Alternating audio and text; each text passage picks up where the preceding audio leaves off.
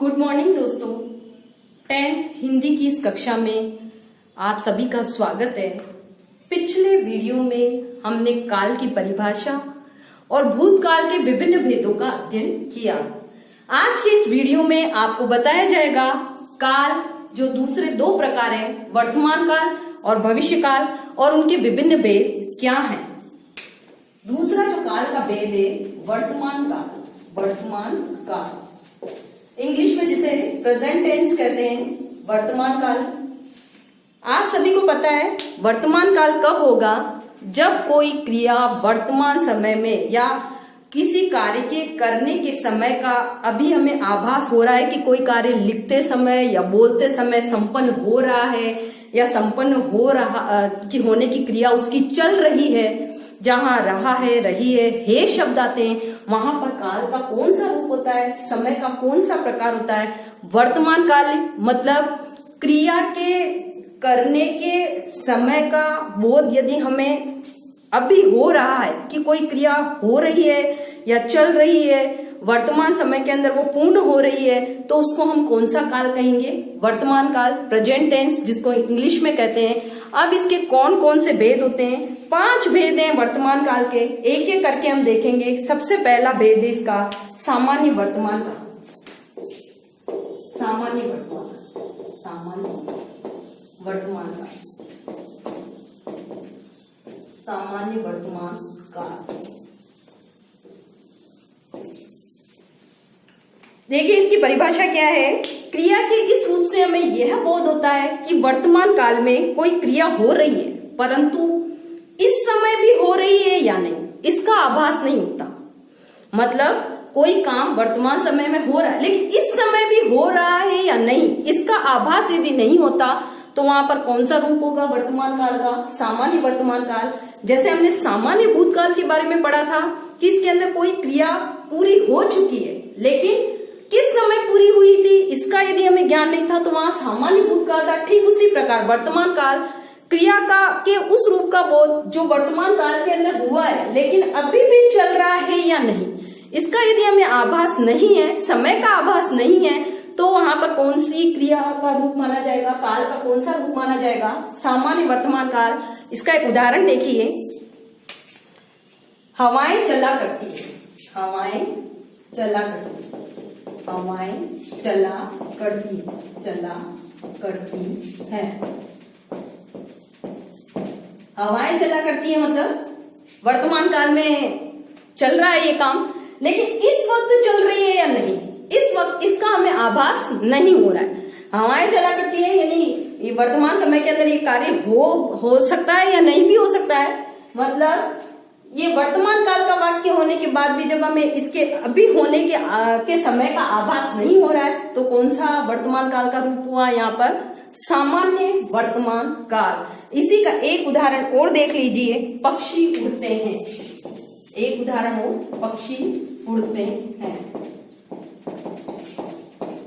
हे शब्द आ रहा है, वर्तमान काल का रूप है ये। पक्षी उड़ते हैं, वर्तमान समय में भी आकाश के अंदर उड़ते हैं पक्षी तो, लेकिन अभी उड़ रहे हैं या नहीं, ये क्रिया उड़ना जो क्रिया है अभी संपादित हो रही है या नहीं, इसके समय का हमें ज्ञान नहीं है। तो यहाँ पर कौन सा काल हुआ वर्तमान काल का?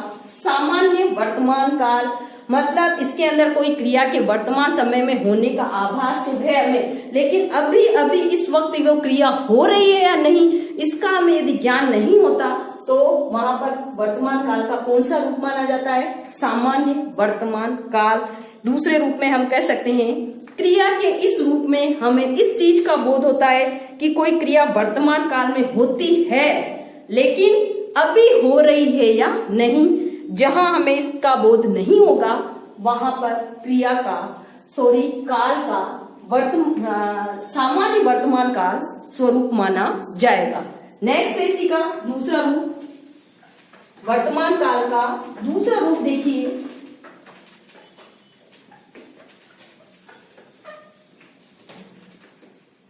तात्कालिक या अपूर्णभूत, तात्कालिक अपूर्णभूत को हम तात्कालिक भूत भी कहते हैं। अपूर्ण या तात्कालिक,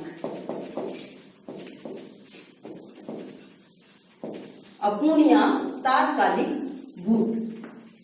अपूर्ण या तात्कालिक भूत, इसके अंदर देखिए क्रिया वर्तमान काल में जारी है, लेकिन यदि वो अपनी पूर्णता को प्राप्त नहीं कर चुकी है, पूरी नहीं हुई, वर्तमान काल में जारी है और अपनी पूर्णता तक नहीं पहुंची है, तो वहां पर कौन सा वर्तमान काल का रूप होगा? अपूर्ण या तात्कालिक भूत, जिसका प्रभाव वर्तमान में भी जारी है, यानी वो क्रिया भी चल रही है, हमें उसकी पूर्णता का आभास नहीं है। जो क्रिया वर्तमान समय में प्रारंभ हुई है और अभी जारी है, यानी वो पूर्णता को प्राप्त नहीं कर रही है क्रिया, तो वहां पर वर्तमान काल का कौन सा रूप होगा? अपूर्ण या तात्कालिक वर्तमान।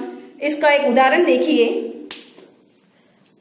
विद्या कपड़े धो रही है, विद्या कपड़े धो रही, कपड़े धो रही है। क्रिया कौन सी है इसमें?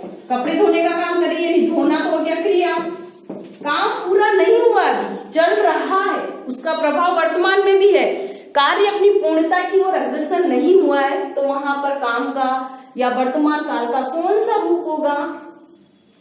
देखिए अपूर्ण, अपूर्ण इसलिए क्योंकि क्रिया अभी पूरी नहीं हुई है, कोई क्रिया वर्तमान समय में चल रही है और अपनी पूर्णता तक नहीं पहुंची है, तो वहां पर वर्तमान काल का अपूर्ण या तात्कालिक भूत स्वरूप माना जाता है। एक उदाहरण और देखिए, बच्चे खिलौनों से खेल रहे हैं, बच्चे खिलौनों से खेल रहे हैं, खिलौनों से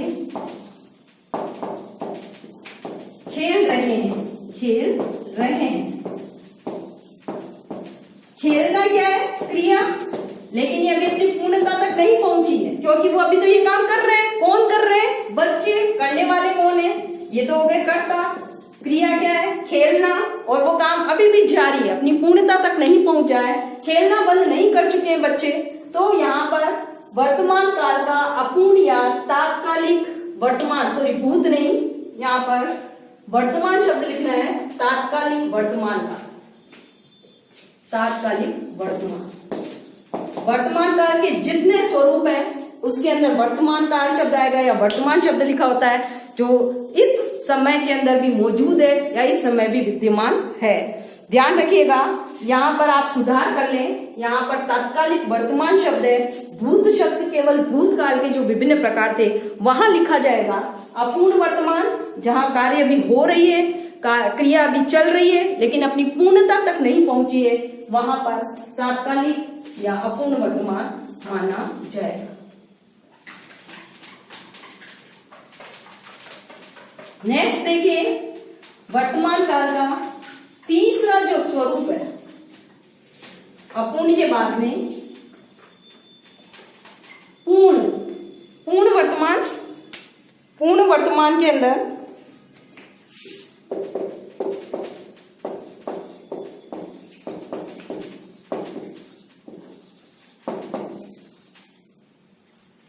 कार्य वर्तमान काल में पूरा हो चुका है और अभी हमें दिखाई दे रहा है कि वो क्रिया हुई है। जहां वर्तमान काल में कोई कार्य प्रारंभ होता है और उसकी पूर्णता का भी हमें आभास होता है कि ये क्रिया वर्तमान में शुरू हुई थी और अभी पूरी हो चुकी है और उसका प्रभाव अभी इस समय पर भी है, तो वहां पर काल क्रिया या क्रिया के काल का कौन सा स्वरूप माना जाएगा? पूर्ण वर्तमान काल। इसका एक उदाहरण देखिए, वह चला गया है, वह चला गया है। हे शब्द आ रहा है, यानी अभी गया है, उसका प्रभाव वर्तमान पर भी है। वह चला गया है, यानी चला गया है, यहां से चला गया है, चलने का भाव अभी भी जाहिर है। वो गया है, काम पूरा हो चुका है, उसके जाने का काम था, अभी वर्तमान समय में शुरू किया था उसने और पूर्णता को प्राप्त कर चुका है। वहां पर हम वर्तमान काल का पूर्ण वर्तमान स्वरूप मानते हैं और यहाँ पर कार्य की पूर्णता का हमें बोध होगा। इसी का एक उदाहरण और देखिए, उसने भोजन कर लिया है, उसने भोजन कर लिया, भोजन कर लिया।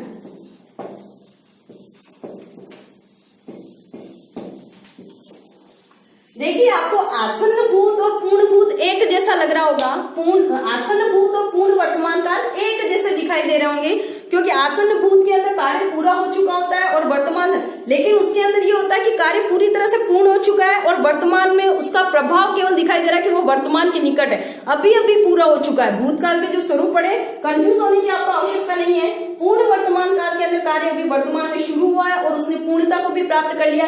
इनके पीछे हमेशा हे शब्द लिखा होगा, अभी अभी या संभवतः, ये ऐसा शब्द इसके अंदर नहीं आएगा, वह चला गया, हे शब्द आ रहा है। इसी से आप इसे वर्तमान काल का स्वरूप समझिए।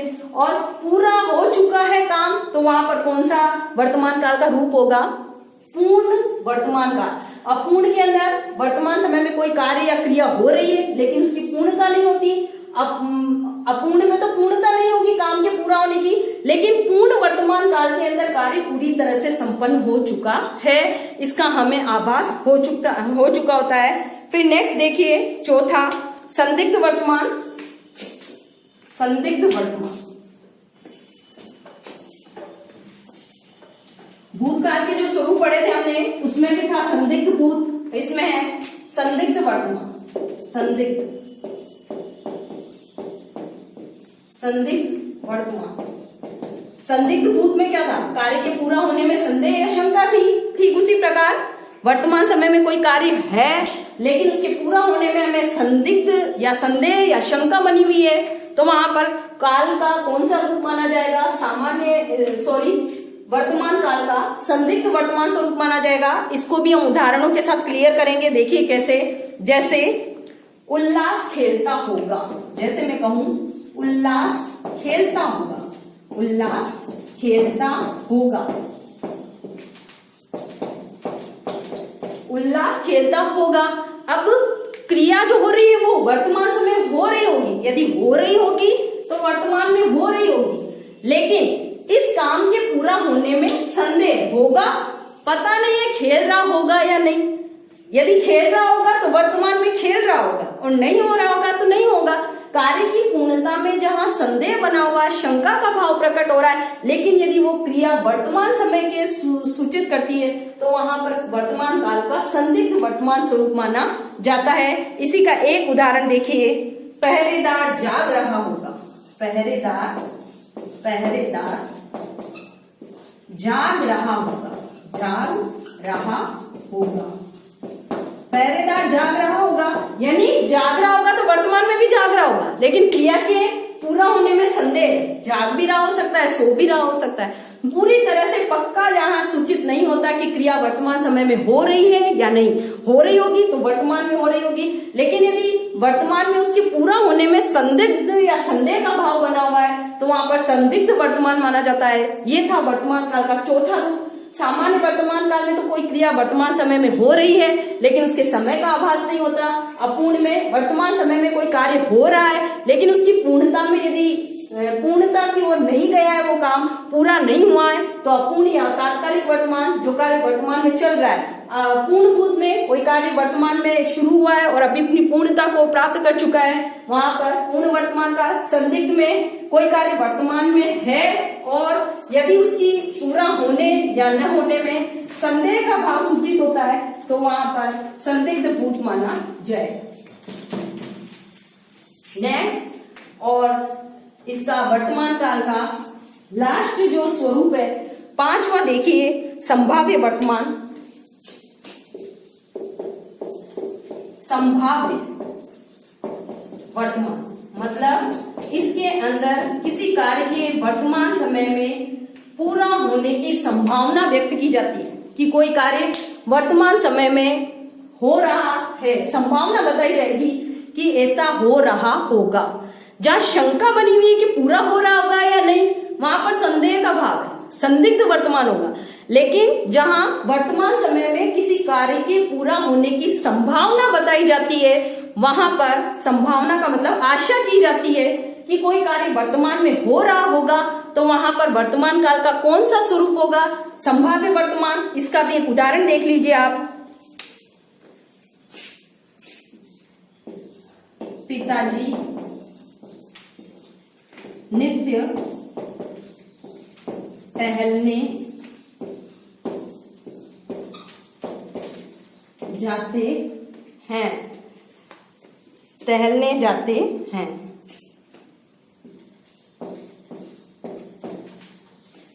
पिताजी नित्य टहलने जाते हैं, या इसका एक उदाहरण और देख लीजिए आप।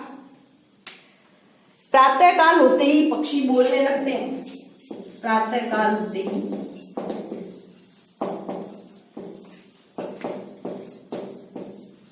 पक्षी बोलने लगते हैं, बोलने लगते हैं।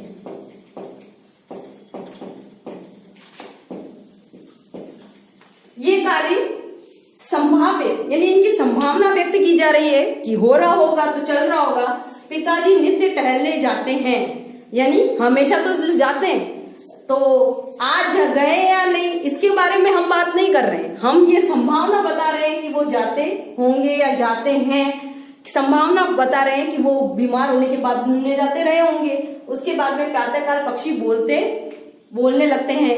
पक्षी हमेशा जनरली बोलते हैं, और हम आगे भी संभावना व्यक्त कर रहे हैं कि पक्षी बोलने लगते हैं। प्रातःकाल होगा तब पक्षी बोलने लग जाएंगे। ये कार्य वर्तमान समय में होगा जब होगा तो, लेकिन हम इसके लिए जब आशा या संभावना बताते हैं तो वहां पर वर्तमान काल का संभाव्य वर्तमान स्वरूप माना जाता है। तो ये थे वर्तमान काल के 5 भेद। सामान्य वर्तमान काल, जिसमें कार्य वर्तमान समय में है लेकिन क्रिया के वर्तमान समय में पूर्ण किस समय हुई है उसका आभास हमें नहीं हो रहा है। सामान्य वर्तमान काल, अपूर्ण वर्तमान काल, कोई कार्य हो रहा है लेकिन जहाँ उसकी अपूर्णता सूचित हो रही है, क्रिया के पूरा होने का आभास नहीं है, वहां पूर्णभूत में क्रिया वर्तमान समय में है और उसकी पूर्णता का भी आभास, संदिग्ध में शंका और संदेह का भाव व्यक्त होगा, और जहां हम आशाएं और संभावनाएं बताएंगे वहां पर वर्तमान काल का संभाव्य वर्तमान स्वरूप माना जाएगा। ये था वर्तमान काल के 5 भेद। नेक्स्ट जो हमारा है भविष्य काल। तीसरा जो काल का स्वरूप है भविष्य काल माना जाता है।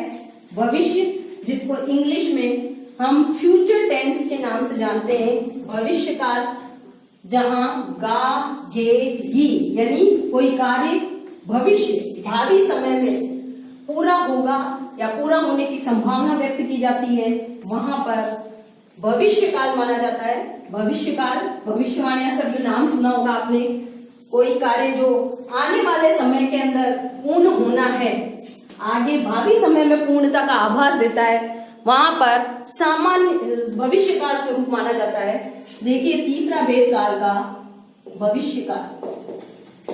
भविष्य काल, भविष्य काल फ्यूचर टेंस इंग्लिश में नाम है जिसका। भविष्य काल में हमें आगे आने वाले समय का बोध होता है। क्रिया के आगे आने वाले समय का बोध होता है, या क्रिया के होने या लिखते या बोलते समय हमको पता चलता है कि कोई क्रिया भविष्य में आगे आने वाले समय में पूरी होगी, तो वो वाला समय क्या कहलाता है? भविष्य काल। भूतकाल में तो क्या था? बीते हुए समय का आभास हो रहा था। वर्तमान काल में वर्तमान समय की क्रियाएं, यानी अभी अभी क्या हो रहा है उसका, और भविष्य काल में किसी क्रिया के करने या होने का आभास हमें भावी समय के अंदर होता है। आगे आने वाले समय में कोई क्रिया का होना निश्चित होता है, तो वहां पर भविष्य काल माना जाता है। अब भविष्य काल के कितने भेद माने जाते हैं? हम इसके 4 भेद करते हैं। 4 देखिए, भूतकाल के हमने आपको 6 भेद बताए हैं, वर्तमान काल के हमने 5 भेद सूचित किए हैं, और भविष्य काल के 4 भेद व्याकरण की किताब के अनुसार हम देखेंगे। सबसे पहला इसका भेद है सामान्य भविष्य काल। सामान्य भूतकाल में भी था ये रूप, सामान्य भविष्य काल। भूतकाल, वर्तमान काल और भविष्य काल, तीनों कालों में है ये रूप। बीते हुए समय में कोई क्रिया के समय का पूरी तरह बोध नहीं था, कोई काम हो तो चुका है, उसके समय का बोध नहीं होता, वहां सामान्य भूत था। वर्तमान में कोई कार्य जो वर्तमान में चल रहा है लेकिन अभी वो चल रहा है या नहीं, इसकी समय का भी आभास नहीं था, वहां सामान्य वर्तमान काल। तो ठीक इसी प्रकार सामान्य भविष्य काल के अंदर भी क्या होगा? देखिए, इसके अंदर आगे आने वाले समय में कार्य के होने का बोध तो होता है कि आगे आने वाले समय में होगा, लेकिन भविष्य में क्या होगा इसकी अनिश्चितता है। कब होगा वो काम, उसके बारे में अनिश्चितता सी बनी हुई है। तो वहां पर भविष्य काल का कौन सा रूप माना जाएगा? सामान्य भविष्य काल यानी जिसकी संभावना तो हमने बता दी कि वो आगे आने वाले में समय में होगा, लेकिन उसकी पूर्णता के बारे में यदि अनिश्चितता है, वो कौन से वाले समय पर पूर्ण होगा, वहां पर क्या स्वरूप माना जाएगा भविष्य काल का, सामान्य भविष्य काल। इसका एक उदाहरण देखिए, दालें और सस्ती होगी, दालें और सस्ती। हम कहते हैं कि दालें अभी महंगी है, यानी भविष्य में इनके सस्ते होने की उम्मीद हमने जाहिर की है, लेकिन ये काम कब होगा इनके बारे में अनिश्चितता का वातावरण है। दालें सस्ती होगी, लेकिन किस समय अवधि में होगी, भविष्य में होगी। आगे की आ रहा है, भविष्य काल का रूप है ये, कि आगे आने वाले समय में ये काम होगा, लेकिन कब होगा इनके बारे में अनिश्चितता सी बनी हुई है, तो वहां पर भविष्य काल का सामान्य भविष्य रूप माना जाता है या सामान्य भविष्य काल माना जाता है। उसका विवाह होगा, एक उदाहरण हो, उसका विवाह होगा। काम भविष्य में होना है, लेकिन कब होगा उसके बारे में अनिश्चितता है। विवाह कब होगा उसकी तारीख निश्चित नहीं है, तो वहां पर सामान्य भविष्य काल का स्वरूप माना जाता है कि सामान्य भविष्य काल। दूसरा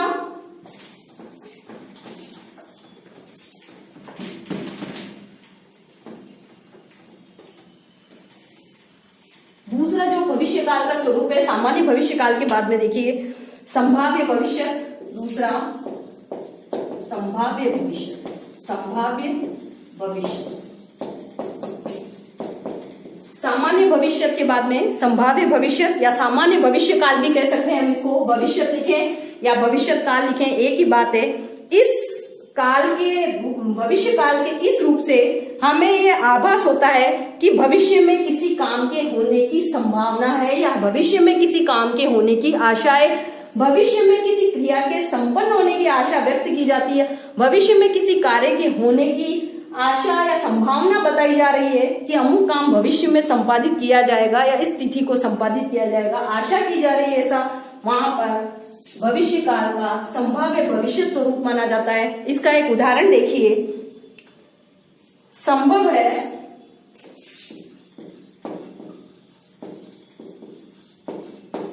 पीयूष घूमने जाएगा, संभव है पीयूष घूमने जाएगा, घूमने जाएगा।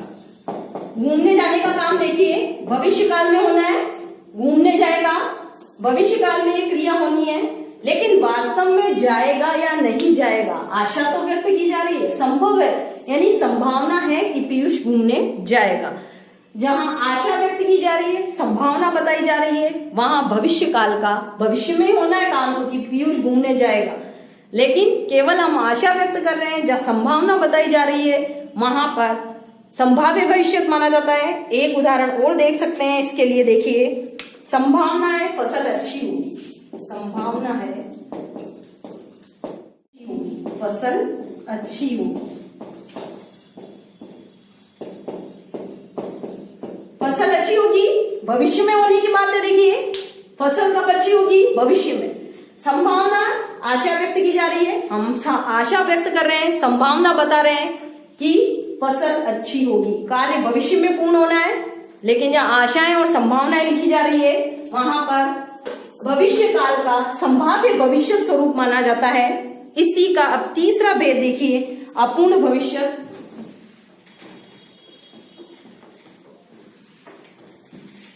अपूर्ण भविष्य,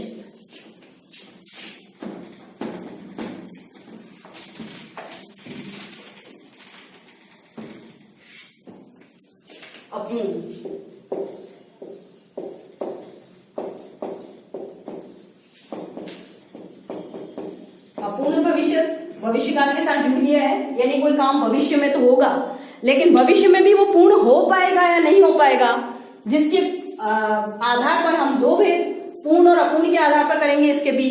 अपूर्ण भविष्य के अंदर क्या होगा, कार्य पूरा नहीं हो पाएगा, भविष्य में होगा, लेकिन भविष्य में भी कब तक पूर्णता प्राप्त करेगा इसके बारे में यदि हमें पूरा ज्ञान नहीं है, यानी भविष्य में कब तक संपादित हो जाएगा पूरा ज्ञान नहीं है, तो वहां पर क्या होगा, अपूर्ण भविष्य काल। इसका एक उदाहरण देखिए, तुम्हारा झगड़ा तो होता ही रहेगा, तुम्हारा झगड़ा तो होता ही रहेगा। होता ही रहेगा, यानी भावी समय के अंदर होगा, लेकिन कब खत्म होगा झगड़ा इसके बारे में कोई तय तिथि नहीं है, निश्चितता नहीं है। भविष्य में भी होगी ये बात तो कि तुम्हारा झगड़ा तो चलता ही रहेगा, भविष्य में भी ये काम होगा, लेकिन भविष्य में कब तक पूर्णता प्राप्त करेगा वो काम, इसका यदि हमें आभास नहीं हो रहा है या इसका हमें पूर्णता का आभास शब्द सूचित नहीं हो रहा है तो वहां पर अपूर्ण भविष्य माना जाता है। यानी भविष्य काल में भी कोई कार्य होना तय है, लेकिन उनकी पूर्णता के बारे में अनिश्चितता बनी हुई है, हमें कार्य की पूर्णता की सिद्धि नहीं होगी या कार्य क्रिया के पूरा होने का आभास नहीं होगा, तो वहां पर भविष्य काल का तीसरा रूप माना जाता है अपूर्ण भविष्य काल। उदाहरण इसका, कोई कार्य भविष्य में भी होगा लेकिन वो यदि पूर्णता को प्राप्त नहीं करेगा तो अपूर्ण भविष्य काल। इसी का एक उदाहरण और देख लीजिए, विद्यालय सालों तक चलता रहेगा, विद्यालय सालों तक चलता रहेगा, सालों तक चलता रहेगा, चलता रहेगा, विद्यालय सालों तक चलता रहेगा, यानी विद्यालय भविष्य में भी चलेगा, लेकिन कब तक चलेगा इसका ज्ञान नहीं है। चलने का काम है, वो जारी है, आगे भी जारी रहेगा, लेकिन कितनी समय अवधि तक वो चलेगा, भविष्य में भी कब तक जारी रहेगा, जहां इसका आभास नहीं है तो वहां पर अपूर्ण भविष्य काल, यानी भविष्य काल का तीसरा रूप, जहां कार्य की पूर्णता का बोध नहीं। और चौथा है पूर्ण भविष्य, चौथा और अंतिम प्रकार भविष्य काल का पूर्ण भविष्य। पूर्ण भविष्य, भविष्य लिखे या भविष्य काल लिखे एक ही बात है, अपूर्ण में अपूर्णता रहेगी, कोई कार्य भविष्य के अंदर भावी आने वाले समय के अंदर संपादित किया जाएगा, लेकिन ये भविष्य के अंदर अपनी पूर्णता को भी प्राप्त कर लेगा, यानी वो क्रिया भविष्य काल में शुरू होगी और भविष्य में पूरी हो भी जाएगी, तो वहां पर पूर्ण भविष्य स्वरूप माना जाएगा भविष्य काल का। इसका एक उदाहरण देखिए कैसे, कार्यालय बंद हो चुका होगा, कार्यालय बंद हो चुका होगा, बंद हो चुका होगा। उदाहरण लिखा है हमने, कार्यालय बंद हो चुका होगा, यानी कार्य भविष्य में होगा और पूरी तरह से संपादित किया जा चुका होगा, कहीं न संदेह है, नहीं हमें ऐसा आभास हो रहा है कि ये कार्य पूरा नहीं हो पाएगा। यहाँ लिखा है कि कार्यालय बंद हो चुका होगा, भविष्य में होने की क्रिया है और साथ ही कार्य की क्रिया की पूर्णता का भी आभास है, तो वहां पर कौन सा होगा, भविष्य काल का स्वरूप पूर्ण भविष्य। एक उदाहरण चलिए, एक उदाहरण और देख लीजिए इसका कि विनय भोजन कर चुका होगा, विनय भोजन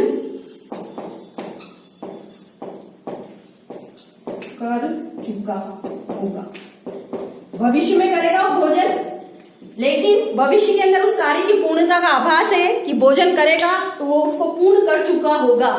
जो काम भविष्य में होना है और भविष्य में ही उसके पूरा होने की जो प्रकृति है वो भी निश्चित हो जाती है, भविष्य में हमें पता चल जाता है कि अमुक कार्य भविष्य काल के अंदर संपन्न हो चुका होगा, तो वहां पर हम पूर्ण भविष्य के आधार पर भविष्य काल का चौथा स्वरूप मानते हैं पूर्ण भविष्य। तो आज के इस वीडियो में हमने देखा कि वर्तमान काल के 5 भेद कौन कौन से हैं और भविष्य काल के इन 4 भेदों के आधार पर हमने सामान्य भविष्य, संभाव्य भविष्य, अपूर्ण और पूर्ण भविष्य इन स्थितियों का अध्ययन किया। तो हमारा काल का जो टॉपिक होता है वो यहाँ खत्म होता है। यदि आपको कोई परेशानी है तो हमें व्हाट्सएप नंबर पर कॉल करें, नहीं तो धन्यवाद।